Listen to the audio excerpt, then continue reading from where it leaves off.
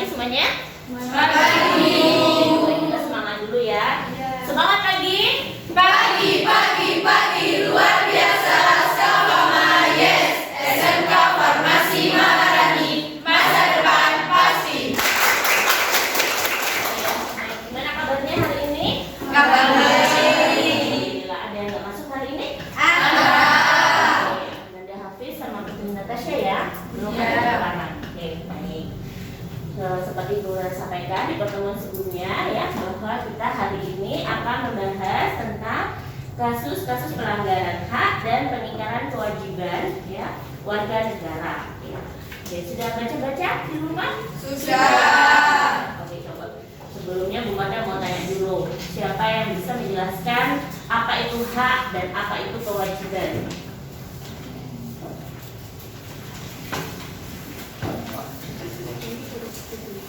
Ya, siapa yang bisa? Oke, Mas Zaki, silakan. Hak itu adalah sesuatu yang harus kita terima, dan kewajiban itu adalah sesuatu yang harus kita laksanakan. Iya, betul sekali. Nah, sekarang kaitannya dengan kasus pelanggaran hak dan pengingkaran kewajiban. Ada yang bisa berikan contoh dalam kehidupan sehari-hari kita? Apa itu contoh dari pelanggaran hak dan apa contoh dari pengingkaran kewajiban yang kalian tahu sampai saat ini? Yo, siapa yang bisa kasih contoh?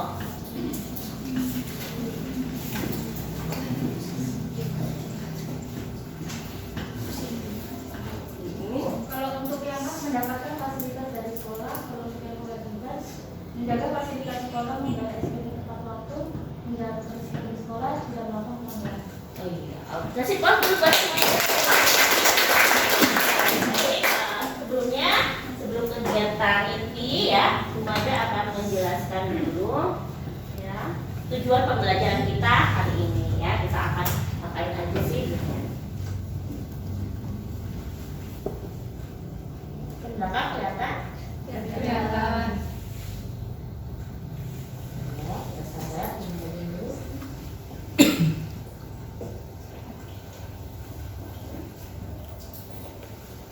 Oke. Ya, materinya tadi sudah ya, kita sampaikan kasus pelanggaran hak dan pengingkaran kewajiban. Kalian juga sudah memberikan pengertian yang selama ini kalian tahu apa itu hak, apa itu kewajiban dan contoh-contohnya ya. Nah, tujuan pembelajaran kita hari ini ya, yang pertama adalah menganalisis makna hak dan kewajiban warga negara ya. Kemudian yang kedua adalah menganalisis substansi dari hak dan kewajiban warga negara dalam Pancasila ya. Masih ingat kalian Pancasila kita ada sila berapa? 5. Ada 5 sila.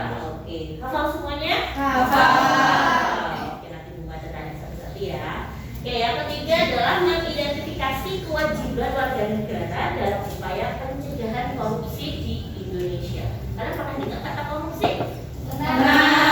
Apa itu korupsi? Yang Milik orang lain, tangan memakai hak orang lain, memakai hak orang lain.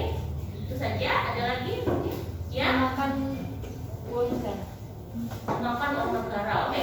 Yang selama ini kalian tahu adalah korupsi itu yang kaitannya dengan instansi pemerintahan ya. Ya. Dan korupsi itu bisa terjadi dimanapun ya, kapanpun kepada siapapun. Kalau di sekolah ada nggak? Ada. Ada. Ada yang bisa kasih contoh? Mencontek. Mencontek. Betul sekali. Ya. Bagaimana supaya kita bisa menghilangkan ya kebiasaan-kebiasaan korupsi itu? Ya, apa saja upaya-upaya yang harus kita lakukan sebagai warga negara? Nah, itu yang nanti akan kita pelajari ya. Nanti kita ya kalian berkumpul sesuai dengan kelompok masing-masing ya yang sudah pernah belum ada bagi ya. Yang kemarin kan Seni, ada Zaki ya, Nafi ya. Oke, nanti berkumpul dengan kelompoknya masing-masing. Kemudian nanti mendiskusikan 3 hal ini ya. Silakan bisa dicatat ya. Jadi yang pertama adalah menganalisis makna hak dan kewajiban warga negara. Yang kedua menganalisis substansi, apa sih itu substansi hak dan kewajiban ya sebagai warga negara dalam Pancasila ya. Kemudian yang ketiga mengidentifikasi kewajiban warga negara dalam upaya pencegahan korupsi di Indonesia. Oke, silahkan kalian berkumpul dengan kelompoknya masing-masing. Silakan bisa mejanya di kelas.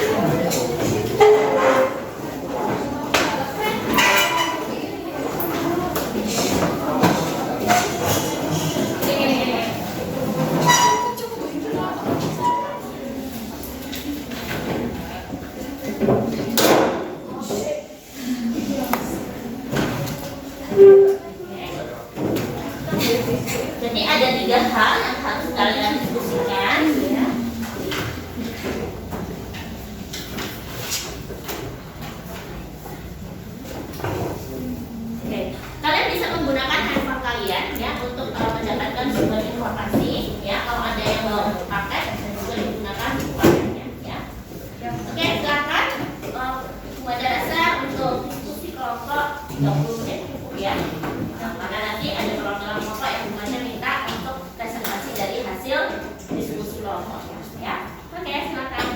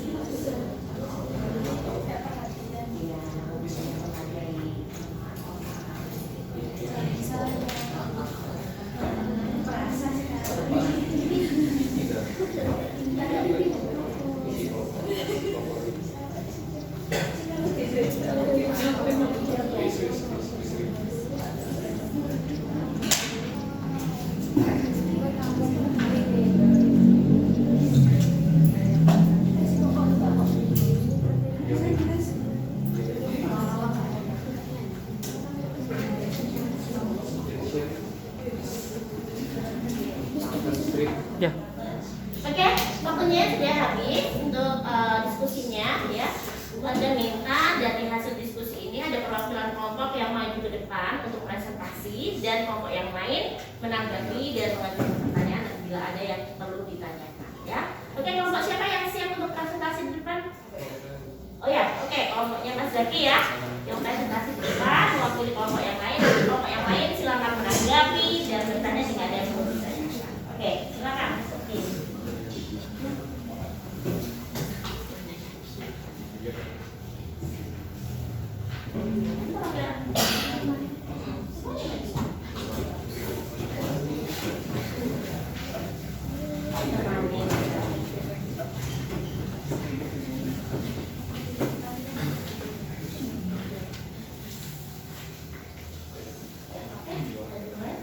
Assalamualaikum warahmatullahi wabarakatuh. Waalaikumsalam warahmatullahi wabarakatuh. Di sini kami dari kelompok 1 akan mempresentasikan hasil diskusi kami. Sebelum itu, perkenalkan, nama saya Abu Zakir Fauzi, nomor presentasi 4. Saya Muhammad Raditya Hidayatullah, nomor presentasi 16. Saya Madawiyah Nafira, absen nomor 7. Saya Sukima, absen 24. Saya Nidasa Sabila, absen 22.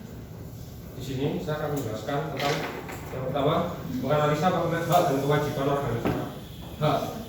Hak yang ditanam warga negara ialah hak yang diterima setiap manusia berada di suatu negara tertentu dibatasi dengan aturan yang sudah berlaku. Yang kedua ada kewajiban. Kewajiban warga negara ialah kewajiban atas suatu hal yang harus dilakukan oleh seorang manusia yang berada di suatu negara dengan diatur oleh aturan-aturan yang sudah berlaku.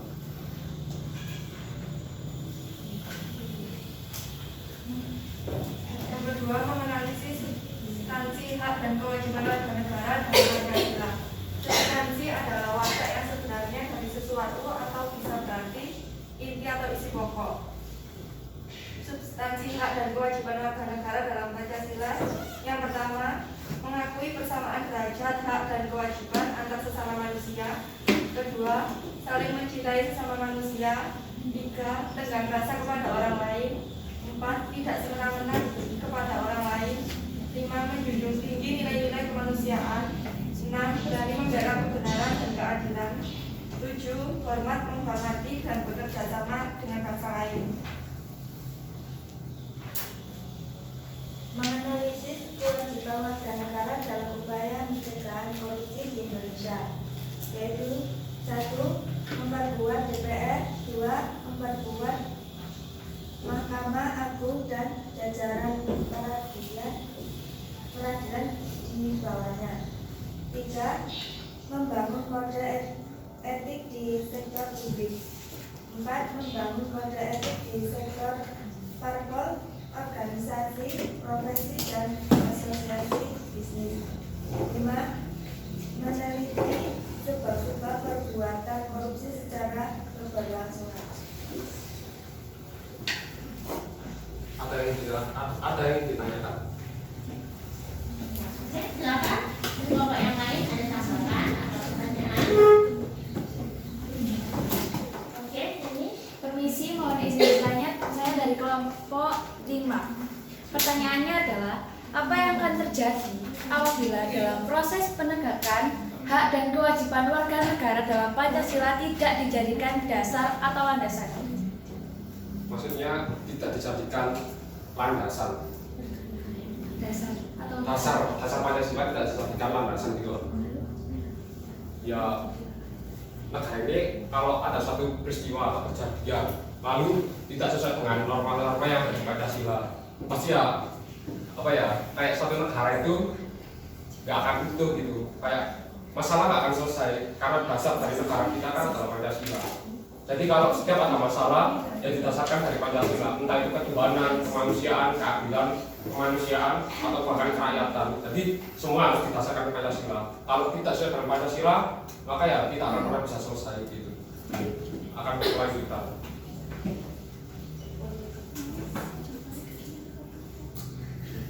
Izin bertanya dari kelompok 4. Lalu untuk apa yang harus dilakukan untuk menjadi warga negara yang baik? Bagaimana cara menjadi warga negara yang baik? Kembali ke Pancasila, kita punya dasar Pancasila, jadi kita harus menerapkan Pancasila dalam kehidupan kita, otomatis pasti kita akan jadi warga negara yang baik. Dengan contohnya? Ya misal kita sebagai warga Indonesia, ketuhanan yang Maha Esa, kita pasti punya Tuhan, kita bertuhan, kita harus sesuai dengan agama kita harus beribadah, kita harus sesuai dengan apa keyakinan kita gitu. Misal Apa cuma hanya surat pertama saja? jawabannya keadilan, kemanusiaan. Kalau keadilan contoh hukum, kalau kemanusiaan mungkin kayak misal ada bencana alam, kita bisa membantu mereka. Kemusyawaratan, misal kayak demokrasi, pemilihan setiap tahun, kayak gitu.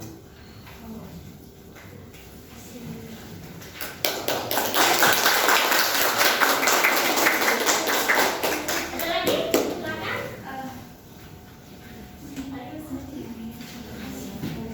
Ya, oke, Intan. Kalau misal di lingkungan sekitar kamu ada yang melakukan pelanggaran yang nggak mematuhi sila-sila tersebut, bagaimana? Semisal itu orang terdekat kamu sendiri, ya upaya untuk Kalau misal pelanggarannya masih hal-hal kecil ini disclaimer, ya kita masih bisa kayak kasih tahu mereka kayak misal mereka nggak sholat gitu, misal nggak percaya Tuhan lah, kan kita biasa punya orang dekat yang dia juga nggak percaya sama Tuhan, ya kita selalu mengingatkan bahwa Tuhan itu ada yang menciptakan kita kan gitu. Ya kita minimal harus mengingatkan.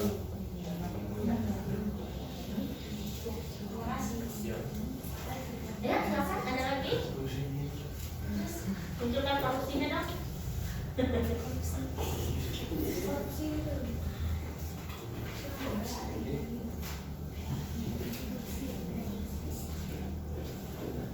Ya, silakan aja. apa tanggapan kamu kalau orang di sekitar kamu ada yang korupsi? Tanggapan kalau di sekitar kita ada korupsi kecil apa yang besar? Banyak. Itu ada. kalau masalah korupsi kecil, korupsi waktu ataupun mencontek itu kan ya mungkin kita hanya bisa mengingatkan individunya kayak ojo misal kayak jangan ulangi lagi gitu kan, kita cuma bisa mengingatkan. Tapi kalau korupsi besar, misal korupsi uang ataupun apalah itu yang dilakukan oleh orang-orang tinggi di sana, ya kita sebagai rakyat kecil cuma ya harus menyuarakan itu. Sekarang kan kita bergerak bukan hanya di dunia nyata ya, kita juga bisa bergerak melalui sosial media. Misal kita memviralkan tentang berita korupsi itu tadi, otomatis kan pasti orang-orang kayak polisi atau orang-orang berwajib kan masih bisa melihat itu kan. Jadi kita bisa menyuarakan bukan hanya melalui dunia nyata, tapi juga melalui dunia maya juga bisa. Kayak gitu. Terima kasih. Ada lagi? Sudah cukup? Cukup ya? Oke, kasih supaya lagi. Oke, baik. Hubungan apa yang kayak misal didapat sama orang yang melakukan tindak korupsi tersebut. Banyak. Misal itu korupsi kayak misal contohnya korupsi dalam apa ya? Dalam kayak mengambil uang atau hak milik orang lain. Hukuman ya pasti kalau korupsi setahu saya itu hukumannya pasti kayak di penjara, entah itu 5 tahun, 10 tahun, 20 tahun. Tapi juga tergantung. Kalau orangnya orang berduit ya nggak cuma 20 tahun, 5 tahun atau bahkan bisa cuma 1 tahun dia bisa keluar. Jadi kan itu jika terima keadilan sosial. Iya. Bagaimana caranya? Maksudnya? Bagaimana cara agar keadilan itu bisa terlaksana kayak bisa merata gitu tanpa adil, tanpa melihat derajat dan mata, tanpa melihat derajat orang tersebut. Jadi nggak peduli dia pejabat atau bukan orang berduit. Kembali ke ini ya, di poin menganalisis kewajiban organ negara dalam upaya pencegahan korupsi di Indonesia. Yang pertama, memperkuat DPR. Yang kedua, memperkuat Mahkamah Agung dan jajaran peradilan di bawahnya. Jadi kita harus memperkuat di atasnya. Kalau di atasnya udah nggak kuat, ya bagaimana rakyat bisa kuat gitu.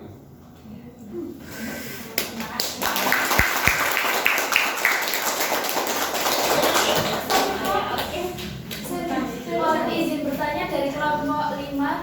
Tadi kan pertanyaan dari kelompoknya Zaki yang ditanggapi dari kelompoknya yang diberi pertanyaan dari kelompoknya Najwa kan ada yang berkata diviralkan. Iya. Ya. Bukankah memviralkan itu berarti pelanggaran hak dalam privasi? Kok bisa? Kan ini untuk kebaikan tentang korupsi. Tapi kan dia punya privasi juga. Ya paham, tapi kan ya korupsi bukan suatu hal yang positif. Jadi ya kita paham itu privasi. Tapi kalau privasi tentang hal suatu negatif, ya kita nggak boleh kayak melindungi itu. Jadi kita harus tetap menyuarakan. Kalau misalnya itu privasi dia, kita harus melindungi itu. Otomatis kita kayak meneruskan korupsi itu, biarkan korupsi itu terus di bangsa ini. Kayak gitu.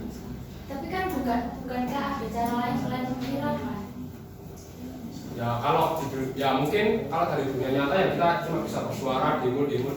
Tapi pasti itu nggak ada hasilnya. Mereka nggak akan serah. Mereka punya cara-cara lain untuk menuntut itu. Tapi kalau dunia maya pasti kan ada jejak digital. Itu yang nggak bisa buat mereka bisa memberikan itu semua.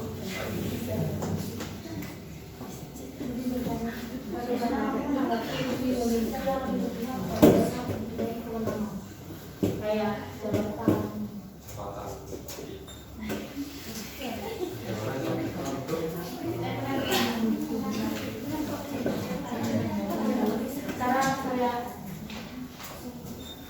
Sebenarnya pertanyaannya sama sih kak tadi. Ya kita balik ke 2 poin tadi, memperkuat yang di atasnya tadi. Soalnya mereka yang punya wewenang di atas, mereka yang mengatur, mereka yang ibadah kayak yang di bawahnya jadi wayang mereka. Ya kita nggak bisa ngapa-ngapain. Kalau mereka yang mengatur saja, yang di bawah ini diatur sama yang di atas. Bagaimana yang paling di bawah lagi buat bisa menyuarakan itu kan? Jadi intinya yang harus dirubah itu yang di atasnya, kayak diganti dengan orang-orang yang baik itu semua. Jadi kita nggak bisa menyuruh untuk rakyat menyuarakan agar keadilan itu nggak bisa, karena keadilan itu adanya ya di atas. Kalau di atasnya bisa adil, pasti yang di bawah juga bisa adil.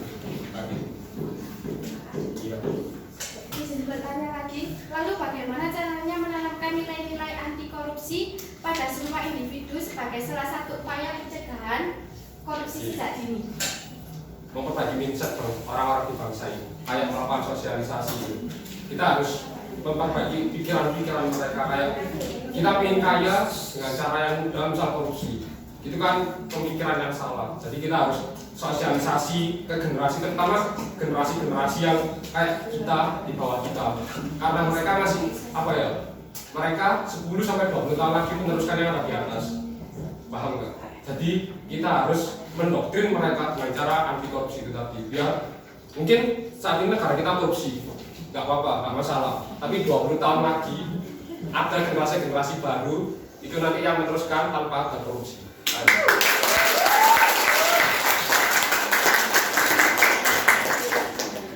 Sekali, yang lainnya sudah? Sudah cukup ya.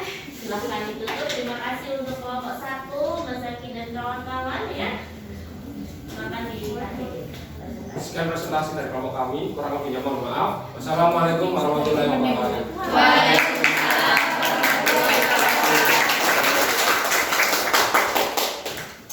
Terima kasih ya.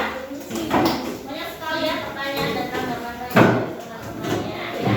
Dan alhamdulillah kelompok 1 juga bisa menjawab semuanya ya. Tapi ada beberapa juga yang perlu Bu Marda tekankan di sini ya. Tadi ada pertanyaan tentang tanggal rasa ya. Kalau kata anak-anak zaman sekarang itu kan peka, ya peka gitu akan suatu sikap atau perasaan orang lain, itu tanggal rasa ya.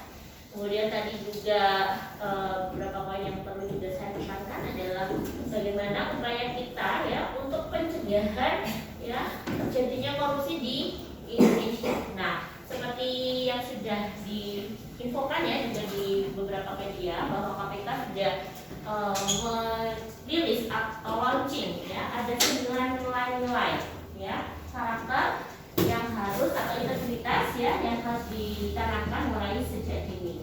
Ada yang tahu 9 nilai-nilai integritas itu apa saja?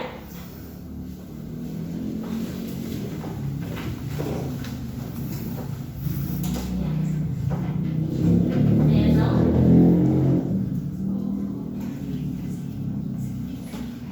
Saya Bu, Ya, silakan saya coba. jujur, mandiri, tanggung jawab, berani, sederhana, peduli, disiplin, adil, dan kerja keras. Iya, betul sekali ya.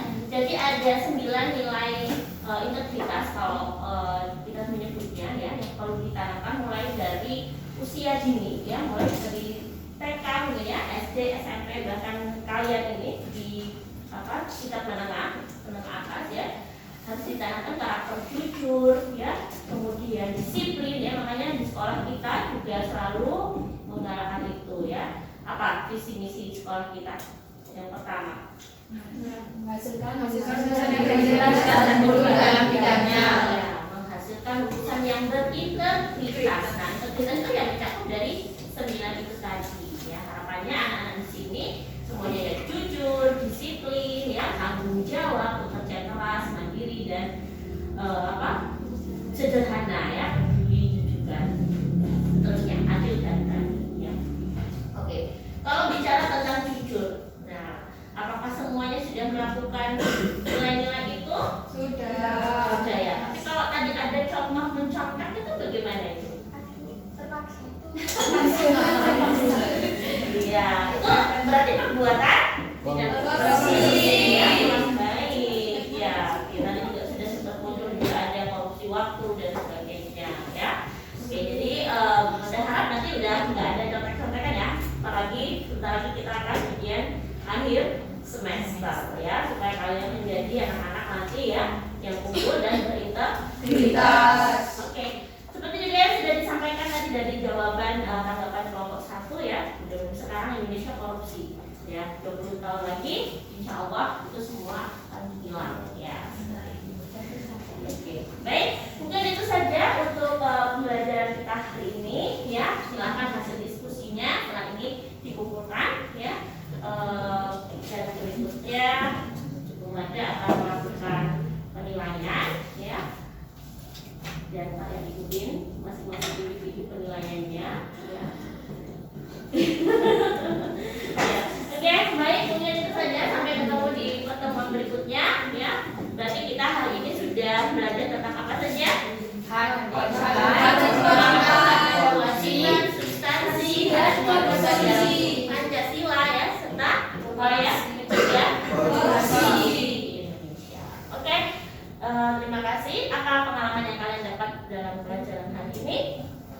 jadi tahu apa? Apa? Ya, oke. Cara menanggulangi korupsi. Kemudian apa lagi? Ya, dan mengetahui ya hak dan kewajiban kita sebagai warga negara Indonesia. Tadi sebelum berangkat ke sekolah ya di perjalanan, apakah kalian sempat melanggar kewajiban? Tidak. Pakai helm semuanya? Pakai. Tidak ada lampu merah? Tidak. Ikut ya, berarti anak-anak Gafama semuanya berintah. Tidak. Oke, terima kasih pertemuan kita hari ini. Sampai berjumpa di pertemuan berikutnya. Assalamualaikum warahmatullahi wabarakatuh. Waalaikumsalam